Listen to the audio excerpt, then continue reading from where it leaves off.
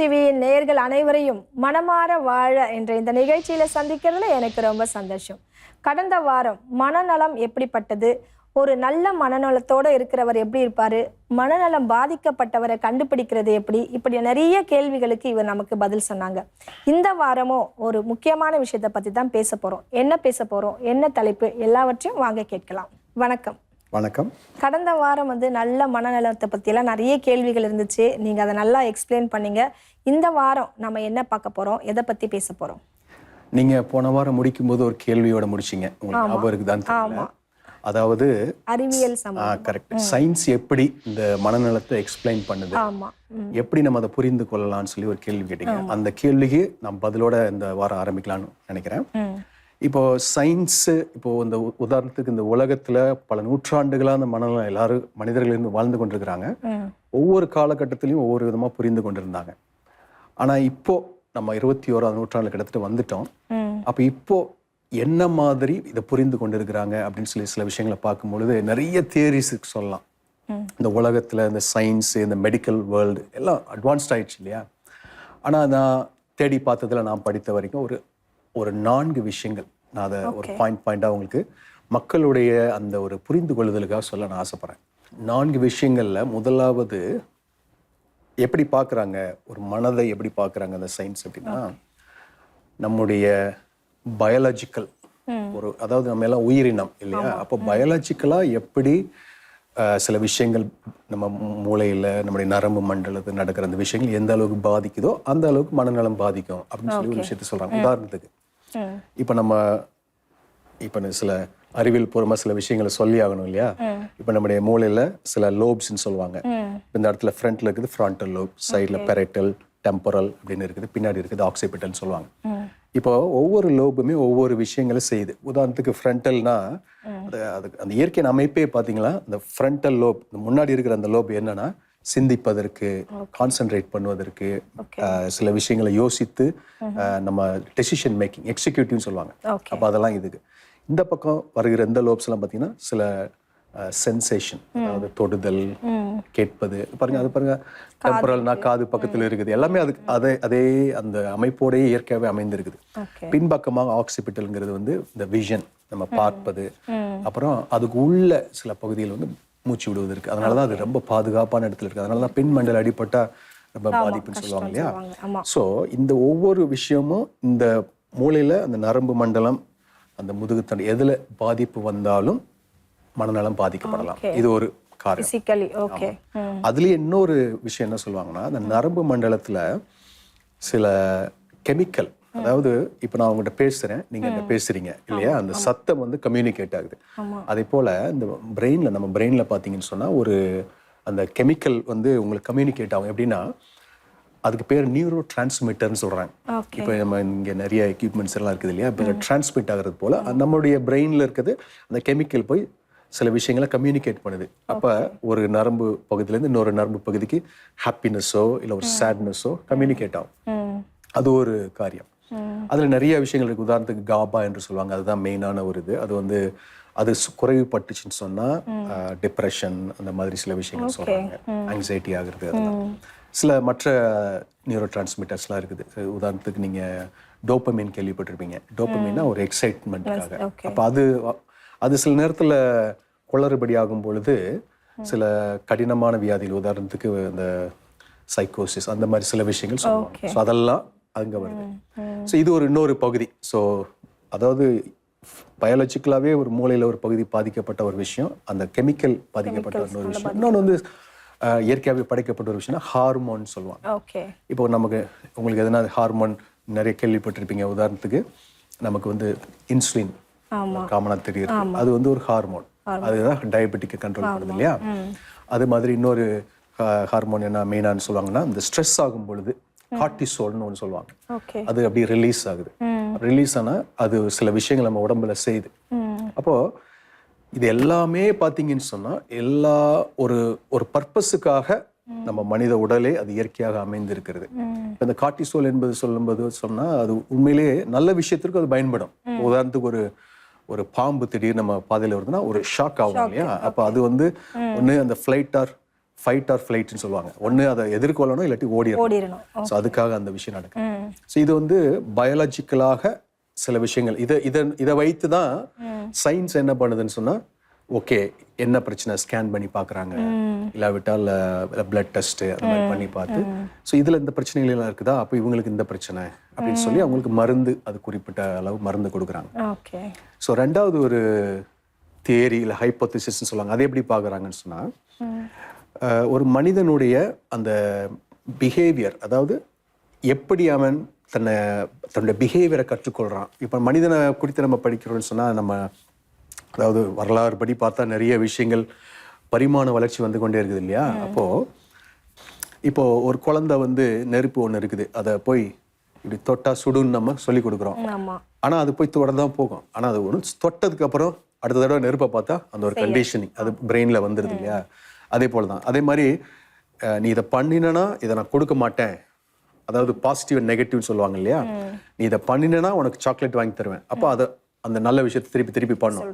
இல்லாட்டா நீ இப்படி பண்ணினா உனக்கு நான் இதை செய்ய மாட்டேன், ஒரு நல்ல விஷயத்தை அதுலேருந்து எடுத்துடுறோம். ஸோ இந்த மாதிரி பாசிட்டிவ் நெகட்டிவ் கான்சிக்வன்ஸை கொடுக்கும் பொழுதும் அந்த மாதிரி விஷயங்கள் நடக்குது. அப்போ அப்படிதான் ஒரு மனிதன் தன்னுடைய பிஹேவியரை வளர்த்து கொள்றான். இதெல்லாம் எப்படி பொருந்துதுன்னு சொன்னா, மனநலத்துல இப்போ ஒரு மனிதன் ஒரு குழந்தை ஒரு கஷ்டமான சூழ்நிலை வளருது, அப்பா அம்மா சண்டை போட்டுக்கிட்டே இருக்கிறாங்க, இல்லாட்டி எப்பயுமே ஒரு குறைபாடு உள்ள ஒரு என்வாயர்மெண்டே பாக்குதுன்னு சொன்னா, அது வந்து இந்த பிஹேவியர் பார்த்து அதை தான் கற்றுக்கொள்ளுது. அதுக்கு மைண்ட்ல இப்படிதான் இருக்கும், ஓ இப்படிதான் நம்ம இருக்கணும், இப்படிதான் இருக்கணும், கண்டிஷனிங் ஆயிடுது. ஸோ அது ஒரு தியரி. ஸோ இன்னொரு தியரி என்ன, மூன்றாவது ஒரு தியரி என்ன அப்படின்னு பார்த்தீங்கன்னா, அதுக்கு முன்னாடி அந்த ரெண்டாவது தியரி இன்னொரு விஷயம் சொல்லணும். எப்படின்னா, சோஷியல் லேர்னிங் அப்படின்னு சொல்லுவாங்க. அதாவது நம்ம இதே அந்த நம்ம பிஹேவியர்லேயே, அதாவது நம்ம ஃப்ரெண்ட்ஸ், நம்மளை சுற்றி இருக்கிற ஃப்ரெண்ட்ஸ், நம்ம படிக்கிற இடம், இதில் என்ன நடக்குதோ அதை வைத்தே கற்றுக்கொள்வாங்க. இப்போ வந்து நம்ம ஒரு அடல்ட் என்ன பண்றாங்களோ அதை பார்த்து மாடலிங் பண்ணுவாங்க. இப்போ நம்ம உங்களுக்கு ஞாபகம் இருக்கு, மந்த்ல சிறு பிள்ளையா இருக்கும்போது சில நமக்கு பிடித்த நபர்களை பார்க்கணும், அவங்கள மாதிரியே இமிட்டேட் பண்ணுவோம், ஹேர் ஸ்டைல் பண்ணுவோம். அதெல்லாம் அந்த சோஷியல் லேர்னிங் அப்படிங்கிற ஒரு விஷயத்துல சொல்லுவாங்க. அப்போ ஒரு மனிதன் வந்து ஒரு பர்டிகுலர் வேல அவன் பிஹேவ் பண்றான் அப்படின்னா, அவனுடைய வளர்ப்பு முறையை ஆராய்ந்து பார்ப்பாங்க. அந்த மனநலம் ஸ்பெஷலிஸ்ட் போகும்பொழுது அவங்க எந்த சூழ்நிலை வளர்ந்தாரு, என்ன மாதிரி இதுல வளர்ந்தாரு, என்னென்ன முக்கியமான ஈவெண்ட்ஸ் அவங்க லைஃப்ல நடந்தது, இதெல்லாம் பார்ப்பாங்க. ஸோ இதெல்லாம் வந்து அவங்களுடைய அந்த மனநலத்தை அசஸ் பண்றதுக்குரிய விஷயங்கள். சரிங்களா. அடுத்து மூன்றாவது சொல்ல வந்தது, அந்த மூன்றாவது ஒரு விஷயம் என்ன அப்படின்னா, சைக்கோ டைனாமிக் அப்படிங்கிற ஒரு கான்செப்ட். இது ஒரு முக்கியமான ஒரு கான்செப்ட் தான். எப்படின்னா, இது வந்து இப்போ லேட்டஸ்ட்டாக இந்த 19th century தான் இந்த கான்செப்ட் டெவலப் ஆனது. இது எப்படின்னா, ஒரு பெரிய அறிவியல் ஆராய்ச்சியாளர் தான் இதை கண்டுபிடிச்சாரு. ஆக்சுவலாக நான் போன வாரமே சொன்னேன், இந்த மனநலம், அதாவது வேதத்தின் அடிப்படையில் சில பேஸ் வருதுன்னு சொன்னலையா, இந்த இதில் அது குறிப்பிட்ட நல்லா அழகாக பொருந்து, அதை நான் பின்னாடி சொல்கிறேன். அவர் என்ன சொல்கிறாருன்னா, ஒரு மனிதனுக்குள்ள 3 விதமான பகுதிகள் இருக்குதான். அதுக்கு பேர் இட், ஈகோ, சூப்பர் ஈகோன்னு சொல்லுவாங்க. அந்த இட்டுங்கிறது ஒரு ஃப்ளஷி, அதாவது ஒரு மாம்சிக, இல்லாட்டி ஒரு மிருகத்தனம் அப்படிங்கிற மாதிரி கூட சொல்லலாம். அதாவது எல்லாத்தையும் இச்சிக்கும், எனக்கு இது வேணும் அது வேணும், இமீடியட்டாக அதை பெற்றுக்கொள்ளணுங்கிற ஒரு இது. சூப்பர் ஈகோ அப்படின்னா ஒவ்வொரு மனிதனுக்குள்ளேயும் ஒரு விஷயம் இருக்குதான். அது என்னன்னா, ஒரு உயர்ந்த குணம், நல்ல குணம். அது வந்து இந்த இட்டை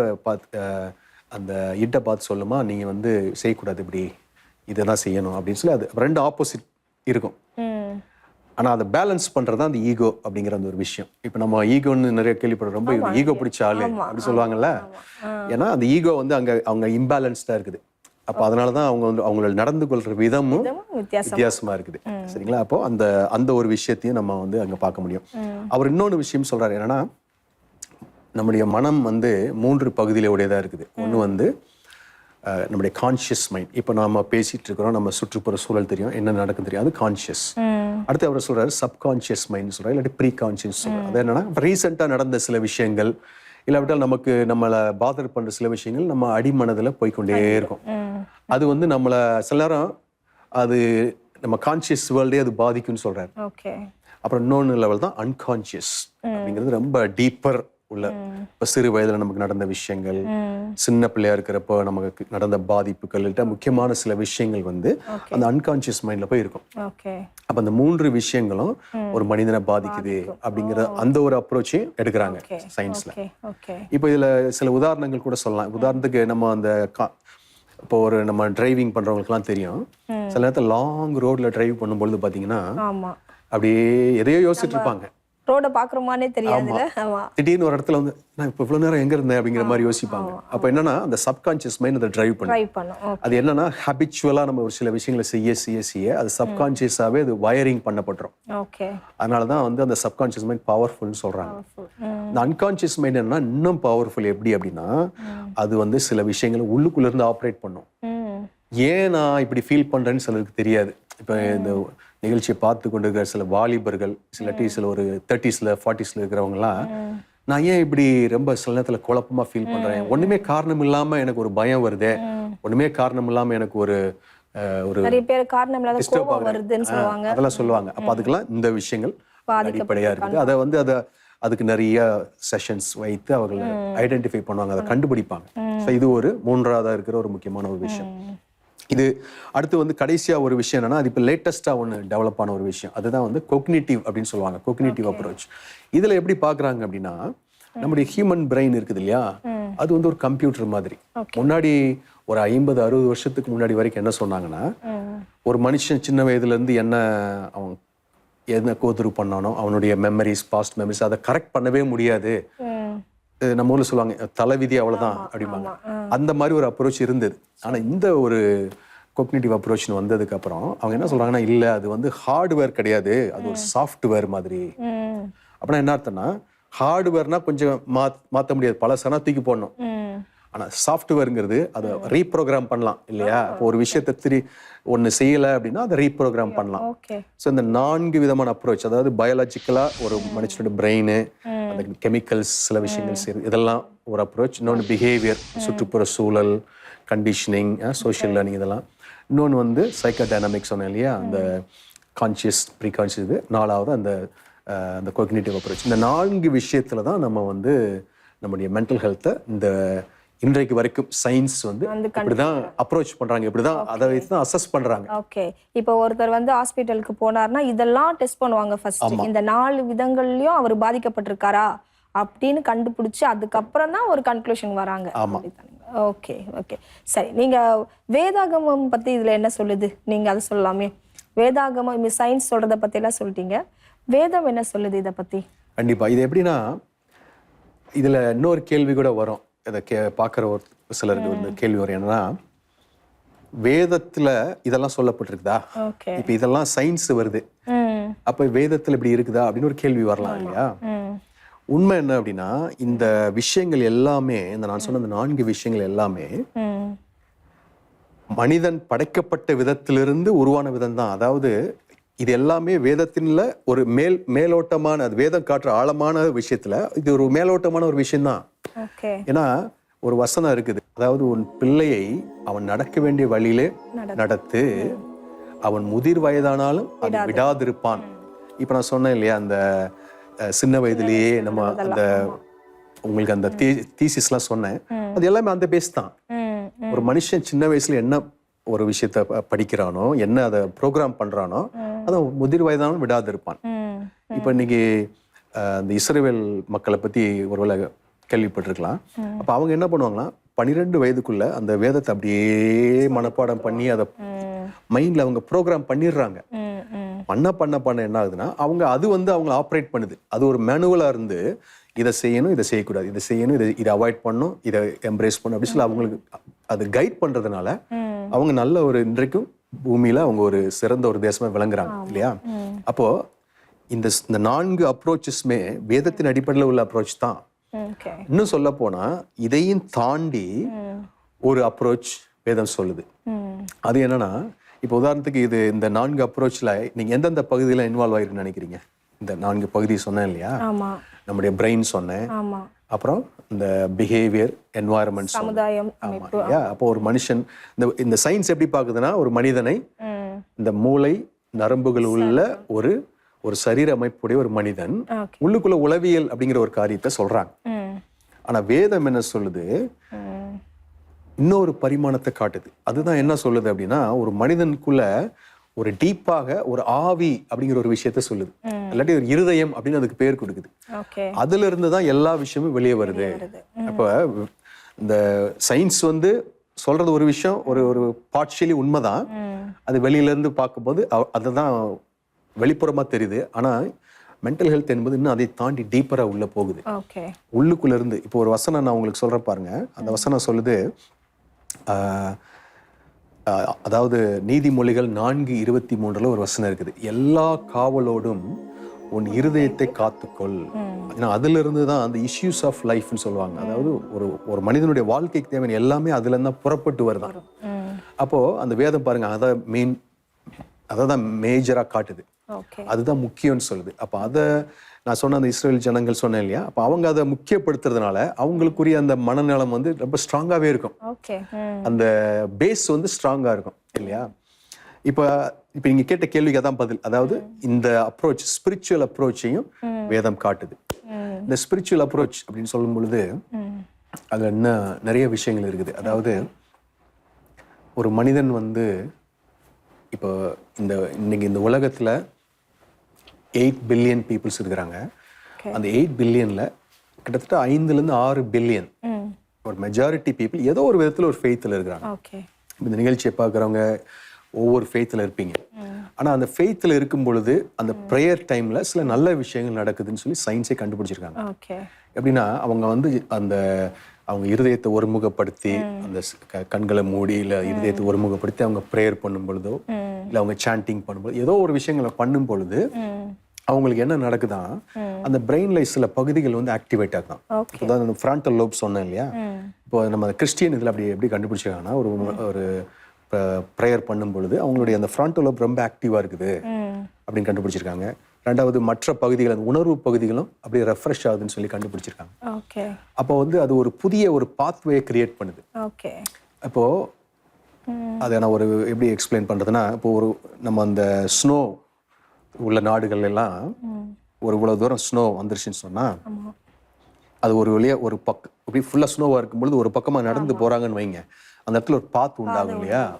அதே போல இப்ப நம்ம சந்தித்த சில நிகழ்வுகள், நம்முடைய அந்த உணர்வுகள், சில பர்டிகுலர் ஒரு உதாரணத்துக்கு ஒருத்தங்க ஸ்ட்ரெஸ்ஸாவே ஃபீல் பண்றாங்க அப்படின்னா அது ஒரு பாத்வே எப்படி கிரியேட் ஆயிரும் நம்ம பிரெயின்ல. அவங்க திருப்பி ஒரு பிரச்சனை வரும்போது திருப்பி அந்த பாத்வேலயே போவாங்க. அதுலயே போய் ஒரு நடைபாதை மாதிரி உருவாயிடும்.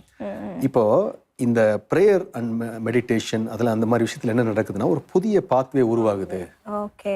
அப்ப அதை விட்டுட்டு அவங்க வேற ஒரு கனெக்ஷன், நம்ம சொன்னோம் இல்லையா இந்த நியூரோ டிரான்ஸ்மிட்டர்ஸ், இதெல்லாம் ஒரு ஆழமான விஷயங்கள். ஒரு பேசிக் அளவுல தான் சொல்றேன். ஒரு சின்ன ஒரு முடிச்சு மாதிரி உருவாகும். ஒரு விஷயம் நம்ம அதாவது ஒரு உணர்வு பூர்வமாக ஒரு விஷயத்தை நம்ம அனுபவிக்கும் போது ஒரு சினாப்சிஸ்ன்னு சொல்லுவாங்க, அது உருவாயிடுது. திருப்பி இன்னும் அதே மாதிரி இன்னொரு விஷயம் வரும்போது இன்னொரு சினாப்சிஸ், அதே மாதிரி இன்னொரு சினாப்சிஸ், அப்படி உருவாகி ஒரு முடிச்சுகள் மாதிரி ஆயிடும்.